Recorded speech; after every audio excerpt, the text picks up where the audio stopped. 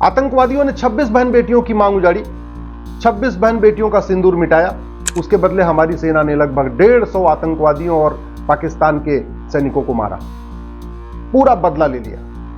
लेकिन जितने लोग आतंकवाद का शिकार होते हैं उससे ज्यादा तो भारत में एयर पोल्यूशन का शिकार हो जाते हैं। जी हां, जितने लोग हर साल आतंकवाद के कारण मरते हैं उससे ज्यादा एयर पोल्यूशन के कारण बीमार होकर मर जाते हैं। और एयर पोल्यूशन का मूल कारण है करप्शन और पॉपुलेशन एक्सप्लोजन। जितने लोग आतंकवाद का शिकार होते हैं हर साल उससे ज्यादा गंदा पानी पी के वाटर पोल्यूशन के कारण बीमार होकर हर साल मर जाते हैं। आप हॉस्पिटल में जाके पूछ लीजिए कितने लोग एयर पोल्यूशन के कारण मरते हैं, कितने लोग वाटर पोल्यूशन के कारण मरते हैं। नहीं तो एक बार गूगल करके देखिए कि एयर पोल्यूशन के कारण कौन कौन सी बीमारी होती है, वाटर पोल्यूशन के कारण कौन कौन सी बीमारी होती है, फिर आपको पता चलेगा। कैंसर जैसी घातक बीमारियां भी एयर पोल्यूशन, वाटर पोल्यूशन के कारण होती है और लोग मर रहे हैं। जितने लोगों को आतंकवादी मारते हैं उससे ज्यादा तो लोग लैंड पोल्यूशन के कारण मर जाते हैं। जी हां, जो ये जमीन हमारी पोल्यूटेड हो गई है, बर्बाद हो गई है खाद डाल डाल के, उसमें से जो सब्जी पैदा हो रही है, उसमें से जो गेहूं पैदा हो रहा है, उसको खा के लोग कैंसर से मर जा रहे हैं। जितने लोग आतंकवाद के कारण मरते हैं उससे ज्यादा लोग नॉइज पोल्यूशन के कारण बहरे होकर मर जाते हैं, मानसिक बीमारियों से खत्म हो जाते हैं। जितने लोग आतंकवाद के कारण मरते हैं उससे कई गुना ज्यादा लोग रोड एक्सीडेंट में मारे जाते हैं। और रोड एक्सीडेंट का मूल कारण करप्शन और पॉपुलेशन एक्सप्लोजन। भ्रष्टाचार के कारण सड़क बार बार टूटती है और जनसंख्या विस्फोट के कारण सड़क पे बहुत ज्यादा भीड़ होती है। तो आतंकवादियों से ज्यादा हत्या भारत में जमीन विवाद के कारण होती है और जमीन विवाद का मूल कारण है करप्शन, पॉपुलेशन एक्सप्लोजन और घटिया कानून। जितने लोग आतंकवाद का शिकार होते हैं उससे ज्यादा फर्जी SC/ST केस में आत्महत्या कर लेते हैं, फर्जी दहेज के केस में आत्महत्या कर लेते हैं, फर्जी छेड़छाड़ और बलात्कार के केस में आत्महत्या कर लेते हैं। जितने लोगों को आतंकवादी मारते हैं उससे ज्यादा नशे में डूब के मर जाते हैं, नशे के कारण बीमार होकर मर जाते हैं। जितने लोग आतंकवाद के शिकार होते हैं उससे ज्यादा लोगों की भारत में अपहरण करके उनकी हत्या कर दी जाती है। जितने लोग आतंकवाद का शिकार होते हैं उससे ज्यादा थाने के भ्रष्टाचार के कारण मर जाते हैं, उससे ज्यादा तहसील के भ्रष्टाचार के कारण आत्महत्या कर लेते हैं, उससे ज्यादा डिस्ट्रिक्ट कोर्ट में जो भ्रष्टाचार चल रहा है, जो जज पैसा ले रहे हैं, जो पेशकार पैसा ले रहे हैं, जो तहसीलदार पैसा ले रहा है, उससे परेशान होकर आत्महत्या कर लेते हैं। जितने लोग आतंकवाद के शिकार होते हैं उससे ज्यादा लेखपाल के भ्रष्टाचार, पटवारी के भ्रष्टाचार, कानूनगो के भ्रष्टाचार के कारण आत्महत्या, मानसिक तनाव में आके आत्महत्या कर लेते हैं।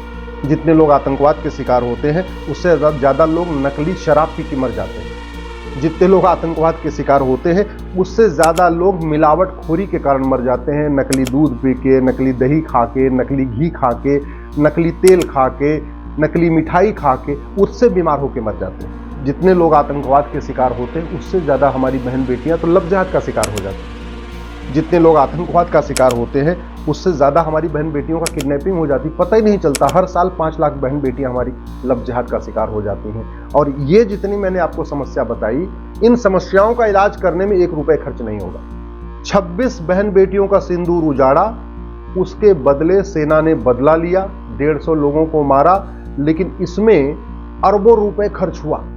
मिसाइलें दागी गई, सब कुछ हुआ, कुछ लोग इधर के भी हताहत हुए, कई हमारे भाई भी मारे गए, हमारे जवान भी मारे गए। केवल 26 लोगों की मौत का बदला लेने में इतना सारा करोड़ों रुपए खर्च हो गया, हमारे सैनिक भी मारे गए। वहीं दूसरी तरफ बिना 1 पैसा खर्च किए, बिना किसी पे देश पे आक्रमण किए, बिना किसी सैनिक के बलिदान के ही हजारों लोगों की जान बचाई जा सकती है, जो घूसखोरी के कारण मर जाते हैं, कमीशनखोरी के कारण मर जाते हैं, दलाली के कारण मर जाते हैं, मिलावटखोरी के कारण मर जाते हैं, नकली दवा खा के मर जाते हैं, जो मैंने और ये तरीका बताया इसके कारण मर जाते हैं। और इनका इलाज कुछ नहीं करना, केवल और केवल घटिया कानूनों को बदलना। जो 222 अंग्रेजी कानून चल रहे हैं इनको खत्म करना है। भारत में एक 1 नेशन 1 पिनल कोड बनाना है। और मैं आपको बता दूं कि इनका इलाज हो कैसे सकता है, एक एग्जाम्पल के जरिए बताता हूं। आप याद करिए जब कोरोना चल रहा था, कोरोना में चोरी बंद थी, लूट बंद थी, झपटमारी बंद थी, चेन स्नेचिंग बंद थी, मोबाइल स्नेचिंग बंद थी। कोरोना में हत्या बंद थी, किडनैपिंग बंद थी, ड्रग स्मगलिंग बंद थी, ह्यूमन ट्रैफिकिंग बंद थी। कोरोना में कोई भी अपराध नहीं हो रहा था। कोरोना में एकदम राम राज्य आया हुआ था, सब एकदम आराम से, सब नर करहि परस्पर प्रीति, सब आराम से प्रेम से एक साथ रह रहे थे। कोई हत्या नहीं, कोई बलात्कार नहीं, कोई छेड़खानी नहीं, कोई कुछ नहीं, न थाने में कोई केस, न कहीं कोई केस ही नहीं था। पुलिस वाले भी आराम से बैठे हुए थे। कोरोना के समय आपको याद करिए, केवल ट्रैफिक की व्यवस्था देख रहे थे, थोड़ा घूम रहे थे, लेकिन कोई अपराध नहीं हो रहा था। FIR हो ही नहीं रही थी, थाने में कोई अपराध ही नहीं हो रहा था। क्यों? अपराधी तो थे भारत में। तो कोरोना में ऐसा क्या हो गया कि अपराध बंद हो गया? जानते हैं क्या हुआ? खौफ पैदा हो गया कोरोना का। जो ये अपराधी होते हैं, इनके मन में था कि अगर मैं बाहर जाऊंगा और हाथ लगाऊंगा तो मर जाऊंगा। किसी को मैंने हाथ लगाया, चाहे चोरी के लिए हाथ लगाया, झपटमारी के लिए हाथ लगाया, हत्या के लिए हाथ लगाया, बलात्कार के लिए हाथ लगाया, किसी काम के लिए अगर मैंने हाथ लगाया तो मर जाऊंगा। ये खौफ था कोरोना का, और नतीजा ये हुआ भारत में राम राज्य आ गया। चोरी, लूट, झपटमारी, हत्या, नशा तस्करी, मानव तस्करी, अपहरण, बलात्कार, झूठी केस, फर्जी दहेज के केस, फर्जी सारे केस बंद हो गए। जैसे कोरोना खत्म हुआ, सारे अपराध बढ़ गए, पुलिस का काम बढ़ गया। कोरोना के समय जो पुलिस आराम से थी, उसका काम बढ़ गया। क्यों बढ़ गया? क्योंकि कोरोना का खौफ खत्म हो गया। यानी जितना खौफ कोरोना का था, अगर इतना ही खौफ कानून का हो जाए तो फिर अपराध बंद हो जाएगा। जैसे स्विट्जरलैंड में पुलिस 5 डे वर्किंग करती है, 2 दिन छुट्टी रहती है, और वहां अपराध होता ही नहीं। तो पुलिस 5 डे वर्किंग करती है, सैटरडे संडे अपने अपने घर में बैठी रहती है। 2-4 पुलिस वाले रहते हैं, सड़क पे रहते हैं। वो भी इसलिए रहते हैं कि भाई कोई भूला भटका आ गया, किसी को रास्ता समझ में ना आया, उसको बताने के लिए रहते हैं। अदरवाइज कोई काम ही नहीं, FIR ही नहीं होता। क्यों? कानून का इतना खौफ है। जिन देशों में कानून का खौफ है, वहां पुलिस आराम से 8 घंटे की ड्यूटी कर रही है। यहां कानून घटिया है, इसलिए पुलिस 12 घंटे, 14 घंटे, 16 घंटे की ड्यूटी कर रही है, फिर भी अपराध कम नहीं हो रहा है। यह होता है अच्छे कानून का परिणाम। यह होता है जब आपकी न्यायिक व्यवस्था अच्छी हो। यह होता है जब आपका कानून का खौफ हो, सबके ऊपर खौफ हो। सरकारी कर्मचारियों पे भी कानून का खौफ हो कि मैं अपना काम नहीं करूंगा तो मारा जाऊंगा, और आम जनता के ऊपर भी खौफ हो कि मैंने गलत काम किया तो मैं भी मारा जाऊंगा। दुर्भाग्य देखिए, पाकिस्तान पे हमला होना चाहिए, POK खाली कराना चाहिए, या 26 लोगों का बदला लेना चाहिए, इसके लिए पूरा देश उतावला है। अरे 26 छोड़ो, यहां लाखों लोग हर साल मर जा रहे हैं, झूठे केस में आत्महत्या कर रहे हैं, रेप मर्डर हो रहा है, कैसे कैसे चेन स्नेचिंग में कई बार ऐसा होता है कि पता चला चेन स्नेचिंग किया, स्कूटी से बहन बेटी गिर जाती है, पीछे से गाड़ी आके चढ़ा देती है, उसकी चिंता नहीं है। लाखों लोग बीमार होकर मर रहे हैं, और बीमारी का मूल कारण ही air pollution, water pollution, noise pollution, mental pollution. बीमारी का सबसे बड़ा कारण है करप्शन और पॉपुलेशन एक्सप्लोजन। तो जनसंख्या नियंत्रण की बात नहीं हो रही है, नशा नियंत्रण की बात नहीं हो रही है, धर्मांतरण नियंत्रण की बात नहीं हो रही है, घुसपैठ नियंत्रण की बात नहीं हो रही है। लव जिहाद पे 1000 बेटियां हर पर डे लव जिहाद कारण कम हो रही, उनकी बात नहीं हो रही। पर डे 1500 हिंदू परिवार कन्वर्ट होते चले जा रहे हैं, 10,000 हिंदू कम होते जा रहे हैं, उसकी बात नहीं हो रही। 5 लाख बेटियां साल में गायब हो जा रही हैं, बहन बेटियां, उसकी बात नहीं हो रही। ठीक है, जितने अपहरण वगैरह हो रहे हैं उसका डाटा अलग से है। जमीन विवाद में लोग आपस में लड़ के मरते जा रहे हैं, परिवार बर्बाद हो रहे हैं, उसकी बात नहीं हो रही है।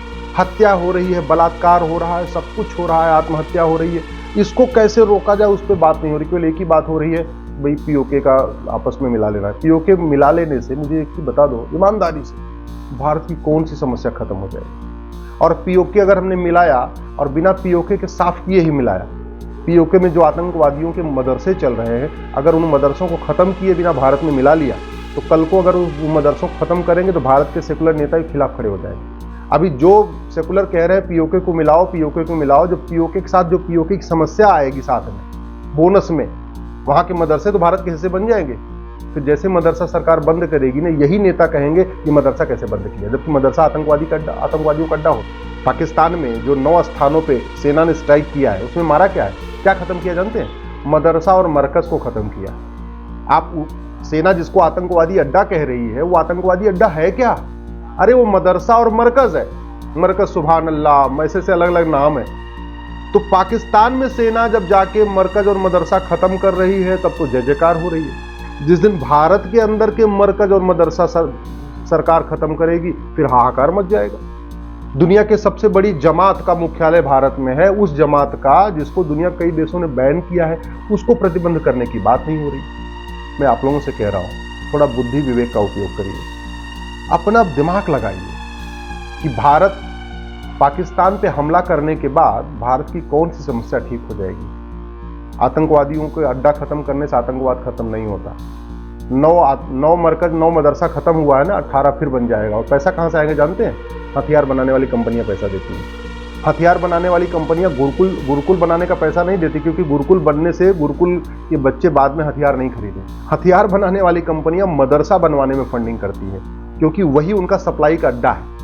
जैसे जितने ज्यादा लोग बीमार होते हैं उतनी ज्यादा दवा बनाने वाली कंपनियां, उनको तभी फायदा होगा ना ज्यादा से ज्यादा लोग बीमार हो। वैसे हथियार बनाने वाली कंपनियों को तभी फायदा होगा जब ज्यादा से ज्यादा लोग मानसिक रूप से बीमार हो, ज्यादा से ज्यादा लोग जिहादी बने, ज्यादा से ज्यादा रेडिकलाइज हो। तो गुरुकुल वाले तो रेडिकलाइज होंगे नहीं। रेडिकलाइज कौन होते हैं? मदरसा वाले। इसलिए हथियार बनाने वाली कंपनियां चाहती हैं पूरी दुनिया में मदरसा बने, ज्यादा से ज्यादा मदरसा बने, ज्यादा से ज्यादा रेडिकलाइजेशन हो। क्योंकि जितना ज्यादा रेडिकलाइजेशन होगा उतना हथियार खरीदा जाएगा, जितना ज्यादा युद्ध होगा उतना हथियार खरीदा जाएगा। तो हथियार बनाने वाली कंपनियां इनको फंडिंग करती जा रही, बनवाते जा रहे हैं, मदरसे बनवाते जा रहे हैं, मरकज बनवाते चले जा रहे हैं। इसलिए आप समस्या के मूल कारण को समझिए, अपने सांसद विधायक से मिलिए और उनसे कहिए कि जितने लोग आतंकवाद के शिकार होते हैं उससे कई गुना ज्यादा घटिया कानून के कारण भारत में मर रहे हैं। तो कम से कम कानून बदलें। कानून बदलने की कोई लागत नहीं होती है, कानून फ्री में बदला जा सकता है। हमारे जैसे लोग, बहुत सारे लोग बैठे हैं जो कानून का अच्छा ड्राफ्ट बना के देने के लिए तैयार हैं, फ्री में देने के लिए तैयार हैं। तो कानून बदलवाएं, बाकी सेना को जो काम करना सेना करती रहेगी।